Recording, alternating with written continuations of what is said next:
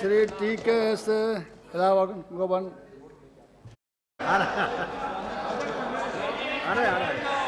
Please अरे बाप खड़े हैं भाई, बोलने दीजिए।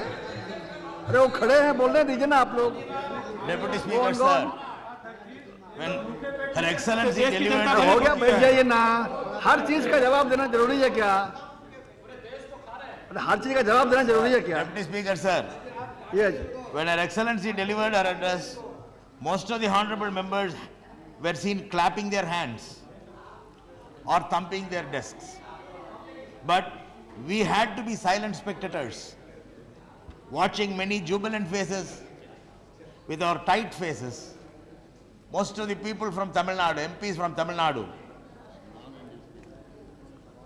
wondering as to what happy message was conveyed by Her Excellency because of non-availability of simultaneous translation of Her Excellency's speech in English.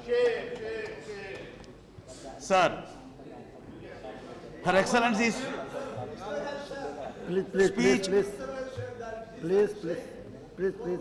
Please. Sir, Her Excellency's speech had many welcome features. The reiteration of her commitment towards inclusive development, the concern towards the poorer sections of the society, the determination to strengthen the national security, her assurance for a caring and sensitive approach in dealing with the immediate economic and social problems, the desire to accommodate disparate political and regional voices, and sincere work towards deepening our federal polity.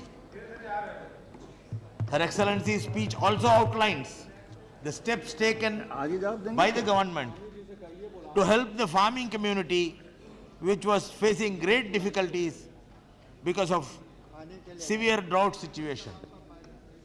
Sir, price rise is of the greatest concern of the people of India. Almost all sections of the people are agitated and worried as to the sharp increase in the prices of food grains. The President's address states that a comprehensive reform of the public distribution system is expected. We need a comprehensive reform. We have a model. We have a model, a successful model which is running successfully in Tamil Nadu, the universal public distribution system, which should be implemented in all the states in India, where it will help in the reduction of food prices, or it will make food grains available to all sections of the people of India. Secondly, the President has assured to bring forth a legislation to ensure food security. That was what we wanted, Honorable Deputy Speaker, sir. We wanted a legislation. We wanted this Essential Commodities Act to be scrapped and a new act should be brought in its place. It should have provisions for controlling prices. It should have punitive provisions for those who increase the prices in the retail market. So, such a legislation should be brought in this session itself, sir. Sir, many discussions were held, many views were told about the NREGA scheme. The NREGA scheme should be implemented, should be for the building rural infrastructure. That should be done with the support of the local panchayats. The local panchayats should decide on the nature of work that should be required in that area, and without consulting the local panchayats, the NREGA scheme may fail, as was stated by our colleagues. Sir, there are many things which the President's address was silent in this year, particularly the Sri Lankan issue. I may fail if I am not mentioning that. Sir, in the year 2004, the president said that my government will support the peace initiative in Sri Lanka that fulfills the requirements Honorable of all members, sections of the people please of Sri stop Lanka cross-talk, please. for a Honorable life full member, of dignity and self-respect. Please stop that And talk. meets the legitimate aspirations You tell him of all not to do this. linguistic and religious minorities, while respecting the territorial integrity and solidarity of Sri Lanka. This is the See, they get stand in the year disturbed, please. 2004. In 2008, the government had stated that we are clear that there can be no military solution to the ethnic issue. It is necessary to find a negotiated political settlement within the framework of a united Sri Lanka that is acceptable to all sections of society. In the year 2009, the president had stated that we continue to support a negotiated political settlement in Sri Lanka within the framework of an undivided Sri Lanka acceptable to all the communities, including the Tamil community. Sir, this year, in the year 2009, once again, the president had reiterated that we will support initiatives in Sri Lanka which can lead to a permanent political solution of the conflict there and ensure that all Sri Lankan communities, especially the Tamils, feel secure and enjoy equal rights. But this year it is missing. This year, the mention is that India will contribute to the humanitarian and rehabilitation efforts for the Tamil minority and long-term reconstruction in conflict-affected areas. There is no mention about a political settlement. The war has ended, but the issues have not ended. It is still, they are there. Issues are there.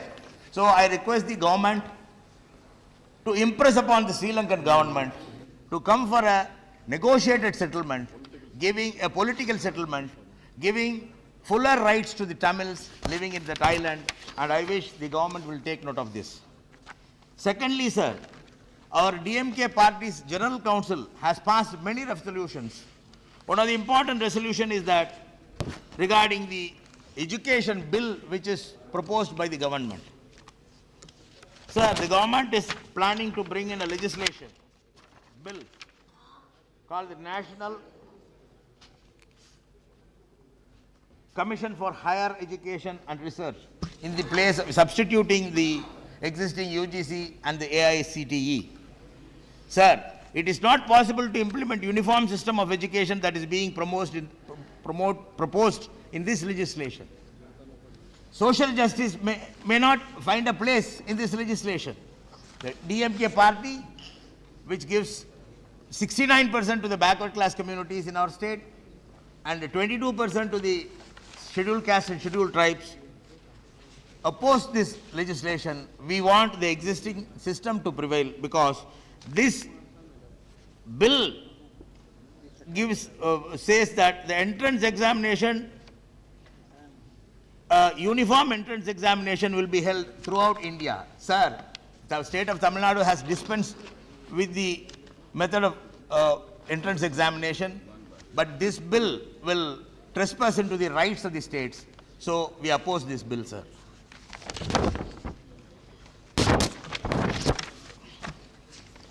Sir, another issue is the Sethu Samutram project, which the president has not mentioned about it in this house, sir. So the matter is pending before the court. The court had given a direction to form a committee and to see alternative routes. But I don't know what steps this government has taken to see that the project is speeded up. That assurance or any mention about the Sethu Samutram project is missing in Her Excellency's address, sir. Sir, one more issue which relates to the minorities, sir. There is a legislation passed under the orders of the Supreme Court that all marriages should be registered. Sir, Hindu marriages can be registered easily, but the Muslims and Christians have a different registrar. That is, the Muslims register their marriages in the Jamaats, and the Christians register their marriages in the churches. So, before bringing in a legislation, I request the government to have consultation with the leaders of these minority communities as to how the bill should be introduced.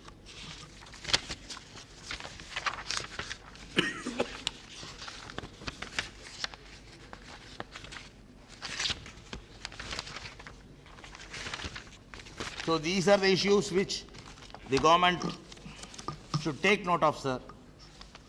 With these words, I conclude. Thank you, sir. Shri Basu.